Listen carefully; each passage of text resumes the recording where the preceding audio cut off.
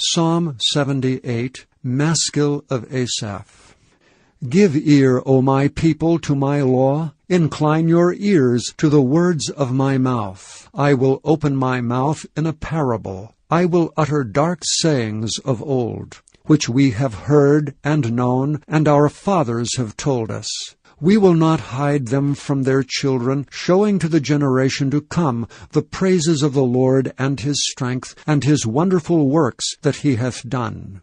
For he established a testimony in Jacob, and appointed a law in Israel, which he commanded our fathers, that they should make them known to their children, that the generation to come might know them, even the children which should be born, who should arise and declare them to their children, that they might set their hope in God, and not forget the works of God, but keep his commandments, and might not be as their fathers, a stubborn and rebellious generation, a generation that set not their heart aright, and whose spirit was not steadfast with God.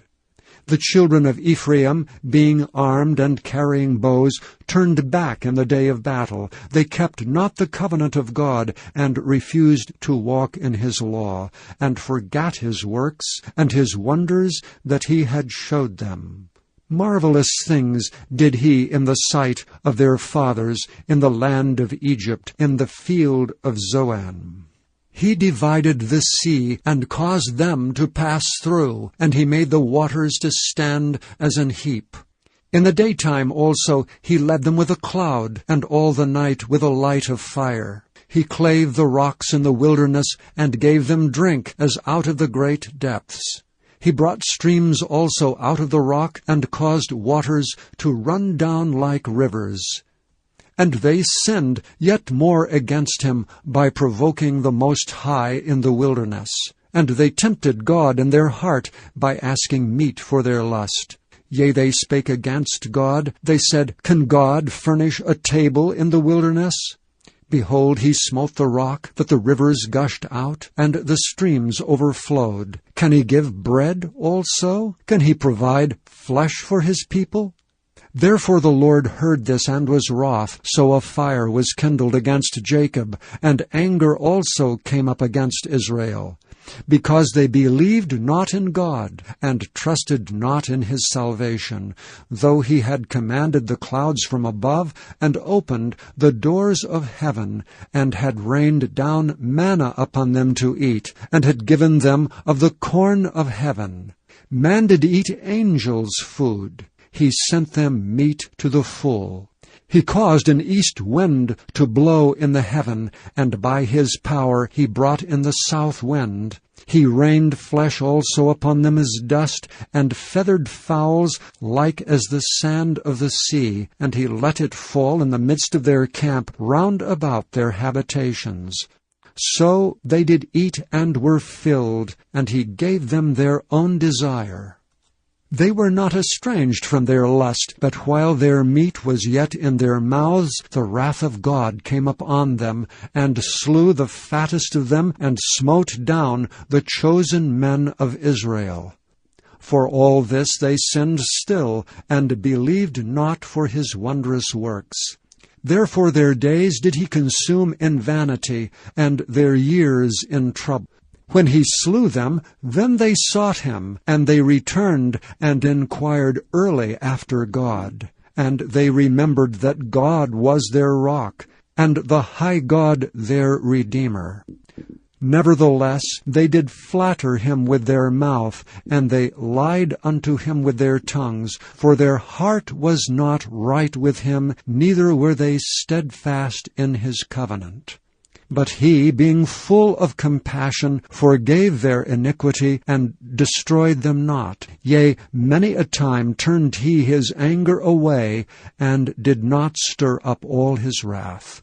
For he remembered that they were but flesh, a wind that passeth away, and cometh not again. How oft did they provoke him in the wilderness, and grieve him in the desert? Yet they turned back and tempted God, and limited the Holy One of Israel. They remembered not his hand, nor the day when he delivered them from the enemy. how he had wrought his signs in Egypt, and his wonders in the field of Zoan, and had turned their rivers into blood, and their floods that they could not drink.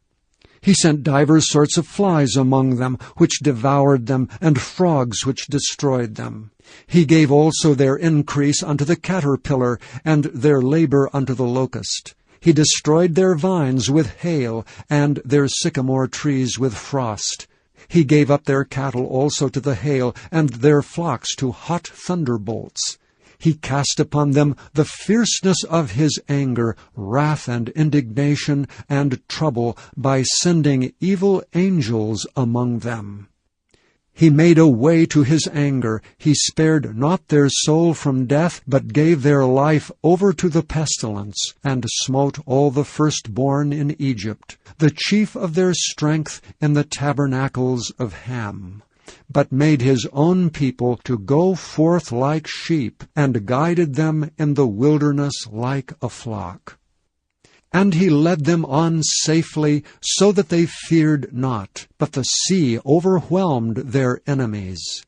And he brought them to the border of his sanctuary, even to this mountain which his right hand had purchased. He cast out the heathen also before them, and divided them an inheritance by line, and made the tribes of Israel to dwell in their tents. Yet they tempted and provoked the Most High God, and kept not his testimonies, but turned back, and dealt unfaithfully like their fathers. They were turned aside like a deceitful bow.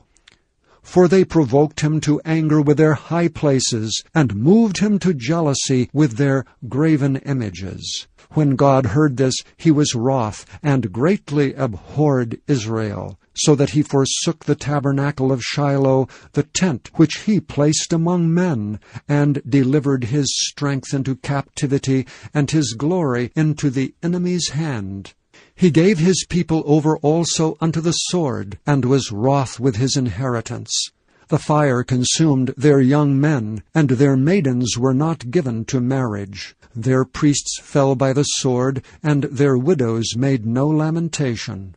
Then the Lord awakened as one out of sleep, and like a mighty man that shouteth by reason of wine. And he smote his enemies in the hinder parts. He put them to a perpetual reproach. Moreover, he refused the tabernacle of Joseph, and chose not the tribe of Ephraim, but chose the tribe of Judah, the Mount Zion which he loved. And he built his sanctuary like high palaces, like the earth which he hath established forever. He chose David also his servant, and took him from the sheepfolds. From following the ewes great with young, he brought him to feed Jacob his people, and Israel his inheritance. So he fed them according to the integrity of his heart, and guided them by the skillfulness of his hands.